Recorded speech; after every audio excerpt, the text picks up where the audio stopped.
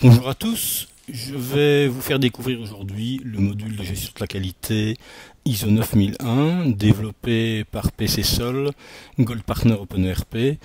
Ce module ISO 9001 est totalement intégré à la suite OpenERP.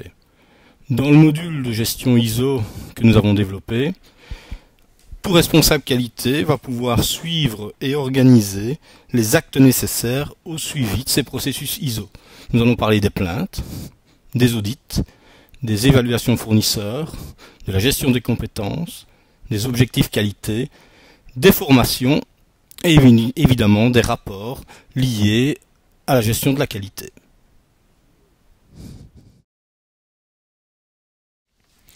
Le module ISO 9001 permet de gérer les plaintes, dysfonctionnements et propositions d'amélioration.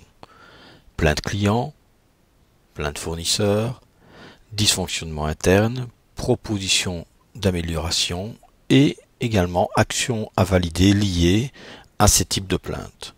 Pour chaque type de plainte, le module ISO 9001 va permettre de proposer un menu spécifique permettant de suivre les plaintes selon leur statut et état d'avancement. Plus généralement, le menu Toutes les plaintes permet aux utilisateurs de consulter les plaintes.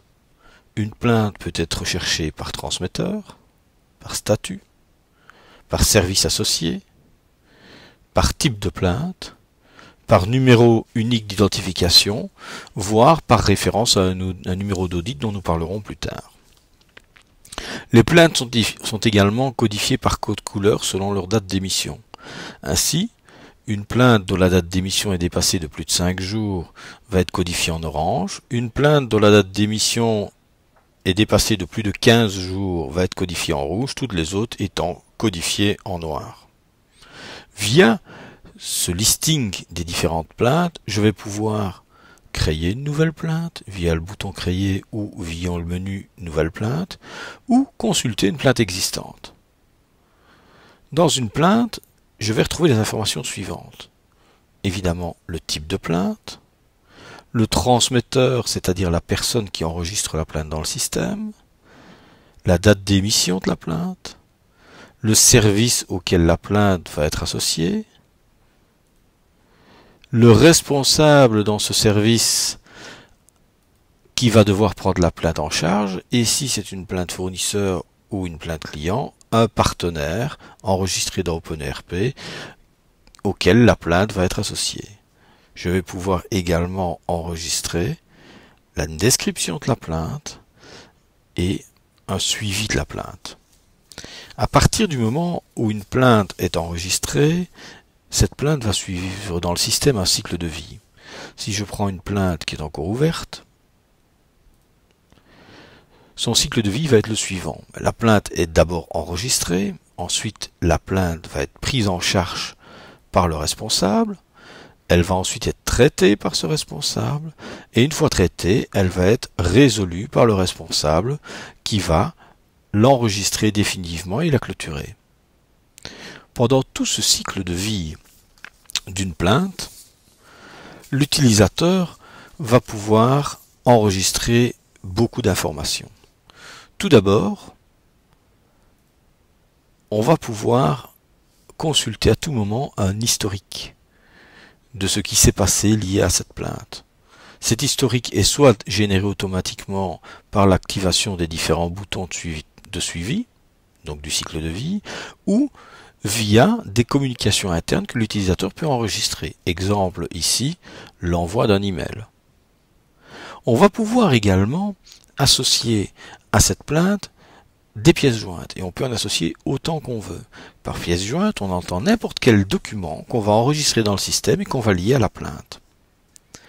Enfin, on va pouvoir, via le bouton générer une action, générer des actions liées à ces plaintes.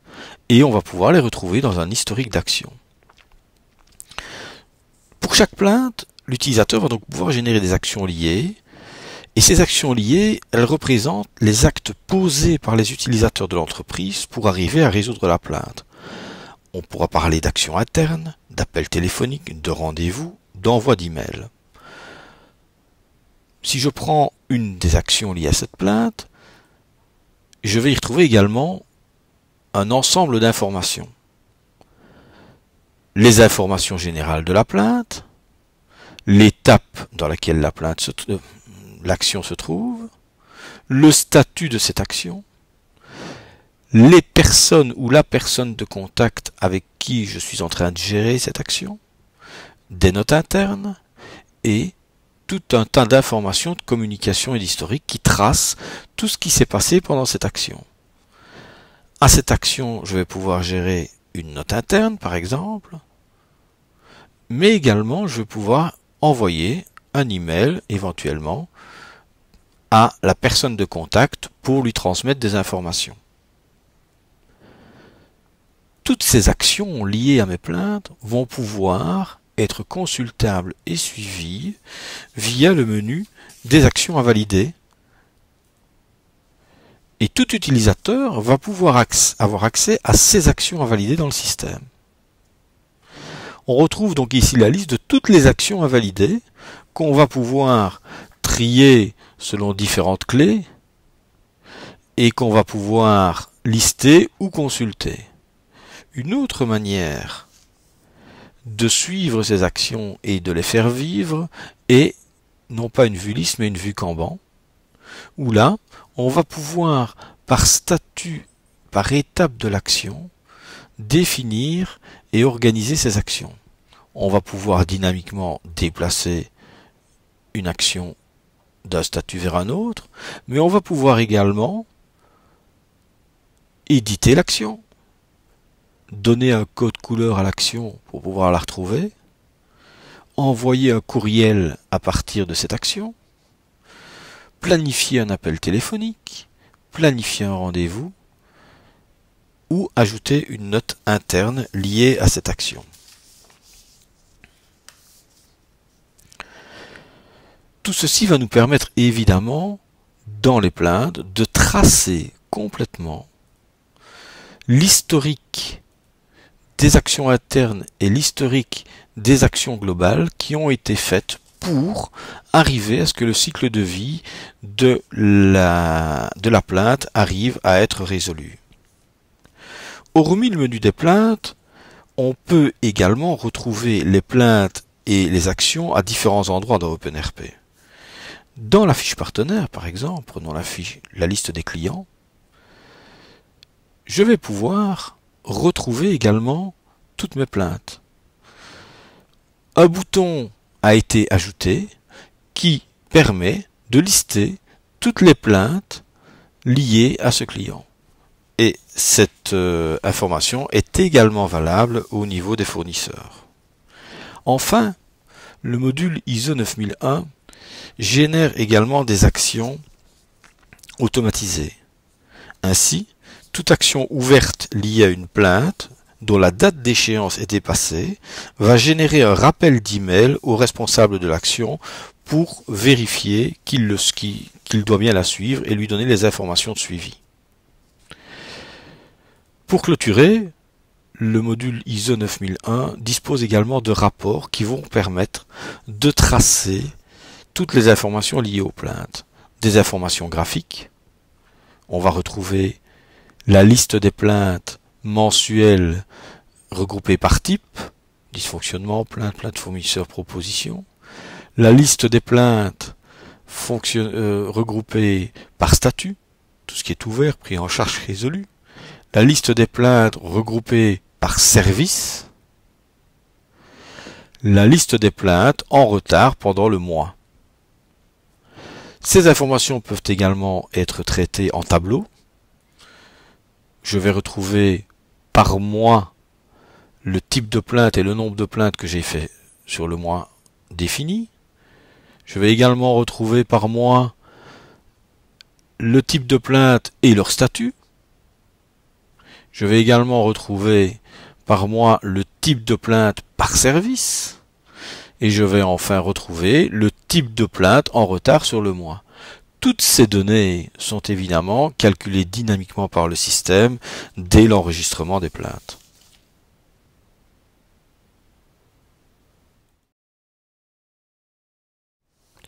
le module ISO 9001 va permettre aux responsables de qualité de gérer les compétences du personnel dans l'entreprise. Les compétences sont organisées de la manière suivante. Chaque employé va être lié à différentes fonctions. Chaque fonction va être liée à différentes compétences. Ces compétences seront typées et on va associer à chaque employé un niveau pour chacune des compétences. Voyons cela dans le détail. Tout d'abord, le menu Fonction compétences permet de créer les différentes fonctions auxquelles on va associer des compétences dans l'entreprise. Ensuite, le menu compétences, lui, va permettre de consulter la liste de toutes les compétences par fonction qui ont été enregistrées.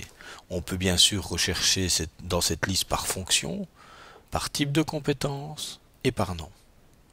On peut à tout moment consulter ou créer une compétence. Par exemple, si je crée une compétence, je vais devoir définir à quelle fonction elle est liée. Ici, je vais définir que c'est lié au Scrum Master. Quel est le type de compétence? Dans le système, on va gérer 3 types de compétences. La capacité et la capacité à effectuer des tâches. La connaissance, c'est la maîtrise théorique d'une compétence. Et l'attitude, c'est une manière d'être face à une situation. Ici, je vais définir que le Scrum Master doit connaître l'outil de gestion de projet qui s'appelle Redmine. Une fois que j'ai enregistré cette compétence, elle va se retrouver dans le système. Maintenant, dans le menu de ressources humaines, nous allons retrouver la liste de tous les employés. Ici, ce ne sont que les ventes, les employés liés au département vente, mais si je vais dans la fiche de cet employé, le module ISO 9001 a ajouté un onglet qui s'appelle compétences. Et dans cet onglet, on peut associer à la personne autant de fonctions qu'on veut, et à partir du moment où ces fonctions ont été ajoutées, eh bien, on va retrouver dans le système les compétences possibles. Il suffit alors à la personne qui en a les droits de donner une valeur à cette personne pour la compétence déterminée. Alors, ces valeurs, quelles sont-elles? Nous avons une première valeur qui est l'expert. Expert veut dire l'employé est expert pour cette compétence. Deuxième valeur, c'est formé, qui veut dire que l'employeur est formé pour cette compétence et pourrait donc, le cas échéant, soit devenir expert, soit remplacer un expert. Peut être formé veut dire que l'employé ne maîtrise pas cette compétence, mais qu'il peut y être formé. Et non applicable veut dire que l'employé ne peut acquérir cette compétence, tout simplement. Dans le menu Reporting, maintenant, retournons au menu ISO 9001, dans le menu Reporting, on va pouvoir accéder à une matrice de compétences. Dans cette matrice de compétences, on va pouvoir à tout moment, dynamiquement, définir par fonction et ou par compétence et ou par valeur, quelles sont les compétences dans mon entreprise. Prenons les compétences de la fonction développeur. Pour la compétence Python, je vois dans mon système que dans mon entreprise, j'ai 2 experts, dont voici les noms, et je vois également que j'ai une personne qui est formée. Et ainsi, le responsable qualité va à tout moment pouvoir consulter les compétences, les mettre à jour selon les formations auxquelles les gens auront participé, ou définir les besoins de formation liés aux compétences.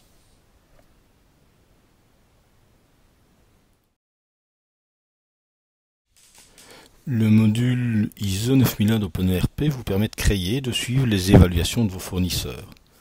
Le menu Évaluation fournisseur vous permet de lister, créer, rechercher toutes les évaluations fournisseurs enregistrées dans le système par fournisseur, date et responsable.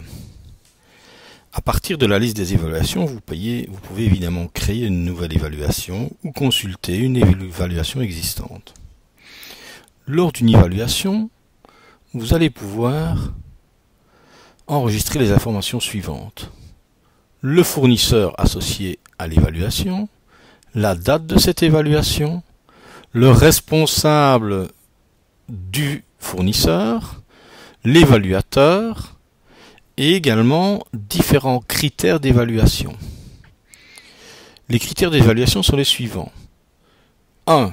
Il n'y a rien à signaler, c'est-à-dire que tout est correct vis-à-vis de ce fournisseur. 2. Il y avait un problème fournisseur qui a été résolu. 3. Il y a un problème mais qui est toujours en attente. Et 4. Le fournisseur est rejeté. Les différents critères sont soit sur le prix du fournisseur, soit sur les délais de ce fournisseur, soit sur la qualité du service du fournisseur. À partir du moment où 3 critères ont été enregistrés, le système va calculer une moyenne liée à ce fournisseur. Vous pouvez bien sûr également enregistrer un commentaire pour argumenter votre évaluation fournisseur. Si on retourne maintenant dans la fiche d'un fournisseur,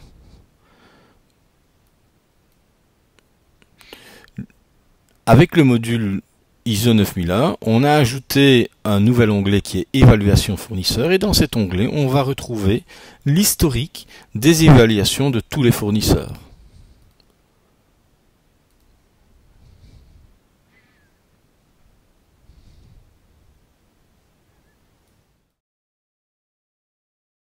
Dans le module ISO d'OpenERP, vous pouvez gérer les formations de votre entreprise. Le menu Toutes les formations vous permet de consulter, chercher, modifier, créer les formations enregistrées et dispensées dans votre entreprise. On peut rechercher des formations par formateur, par type de formation ou par nom de la formation. L'utilisateur peut également avoir accès au calendrier des formations, qui est regroupé par responsable de la formation. Lors de l'enregistrement d'une formation, l'utilisateur va pouvoir définir le nom de la formation, la date de début de la formation et la date de fin de la formation, le formateur et le type de formation, est-ce que c'est une formation dispensée en interne ou en externe. On va pouvoir également enregistrer un commentaire sur la formation pour définir les objectifs de la formation. Et lors de l'enregistrement de formation, on va également pouvoir définir les employés qui vont être invités à participer à cette formation. À partir du moment où une formation aura été donnée, chaque personne formée devra donner une évaluation de sa formation. Le menu Mes évaluations ouvertes permet à chaque utilisateur d'évaluer la formation qu'il a suivie. Et ici, on retrouve la liste pour l'utilisateur des évaluations qu'il doit faire. Lorsqu'il fait une évaluation, il va retrouver évidemment toutes les informations liées à sa formation, le nom, la personne, donc son nom d'employé, le nom de son responsable, le nom du service auquel il appartient, sa fonction. Et il va devoir donner d'abord une perception en mode texte libre de sa formation, mais également une perception de l'efficacité qu'il a eue de la formation dispensée, sachant que la 1 étant la meilleure cote et 4 la moins bonne cote.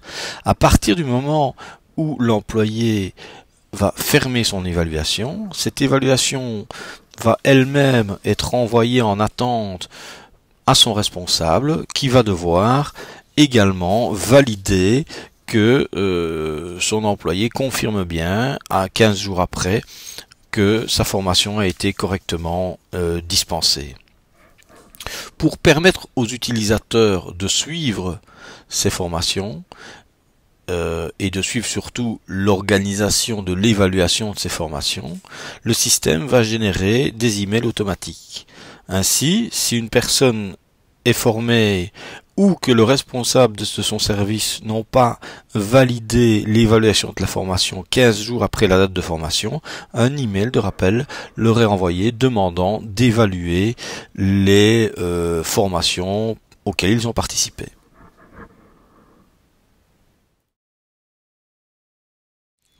OpenERP vous permet d'associer des documents à tous les niveaux du programme, que ce soit sur les partenaires, les plaintes, les audits, les formations, les compétences, les employés.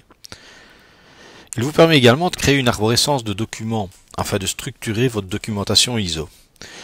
Voici un exemple de structuration pour vous montrer comment le système va vous permettre de gérer vos documents ISO. Nous avons créé ici plusieurs chapitres.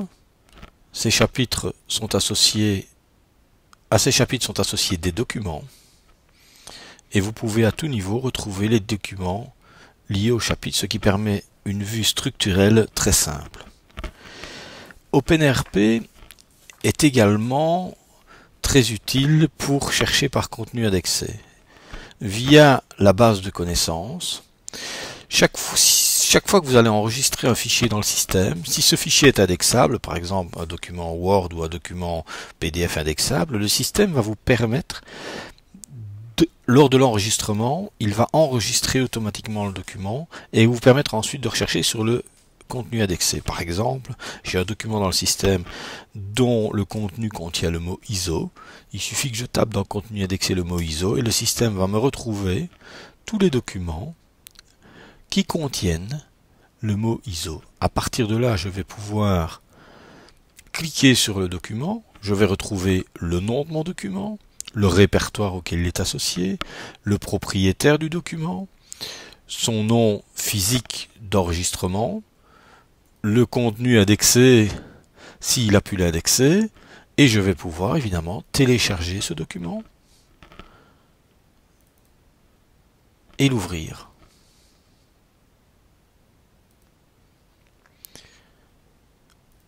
Cette gestion des documents sera très utile, évidemment, pour gérer tous les documents liés soit aux plaintes, soit à la structure documentaire de votre gestion de la qualité.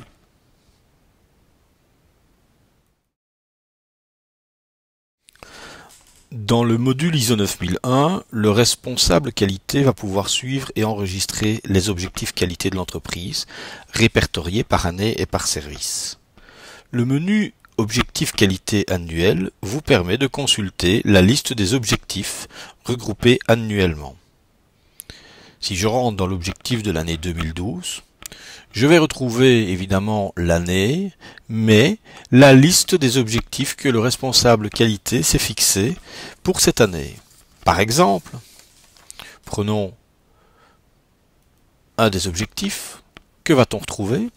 On va retrouver le service auquel l'objectif est associé, ici le service administratif, la description de l'objectif, ici diminuer le nombre, les sinistres véhicules pendant l'année, un objectif quantitatif qu'on va pouvoir évaluer, et automatiquement le système va générer une grille mensuelle. Le responsable qualité, à partir de là, va chaque mois, sur base des informations qu'il a reçues, pouvoir évaluer mensuellement le nombre, dans ce cas-ci le nombre de sinistres qui ont été enregistrés, afin qu'en fin d'année ou en cours d'audit, on puisse évaluer la différence entre l'objectif théorique qualité et les objectifs réels mensuels accomplis.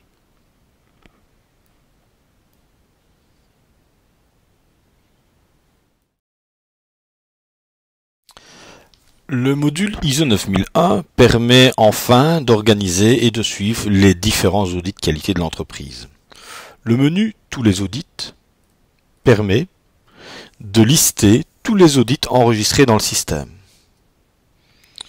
À partir de la liste des audits, le responsable va pouvoir créer, modifier, consulter les informations liées aux audits de l'entreprise. Lorsqu'on a un audit dans l'entreprise, on va retrouver les informations suivantes. Le thème de l'audit, le service qui va être audité, la date de l'audit, une description de l'audit et éventuellement le nom de l'auditeur. Le système générera automatiquement un email au responsable de service avant l'audit afin de lui permettre de préparer au mieux son audit.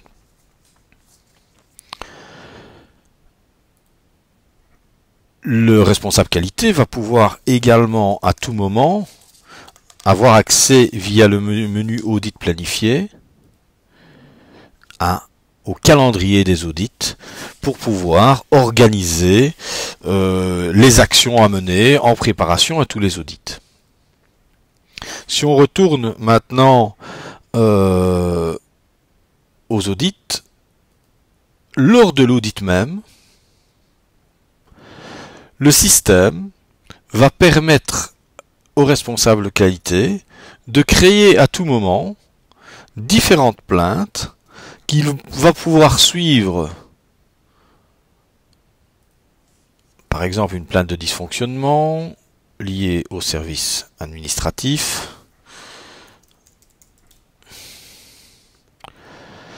Ces plaintes vont pouvoir être suivies comme des plaintes tout à fait classiques, si ce n'est qu'elles vont être liées à l'audit et qu'elles vont garder une traçabilité avec cette liaison avec l'audit.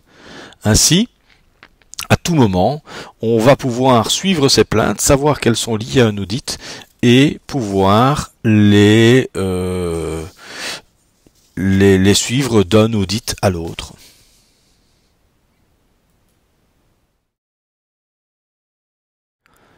Si vous désirez en savoir plus, n'hésitez pas à retrouver toutes nos informations sur notre blog, blog.pcsol.be. Vous y retrouverez toutes nos news. Vous y retrouverez également nos événements. Et enfin, un lien vers tous nos canaux de communication. Twitter, Scoopit, LinkedIn, YouTube, SlideShare, Script, Eventbrite, notre mini-site OpenERP, ainsi que le site officiel de PCSOL.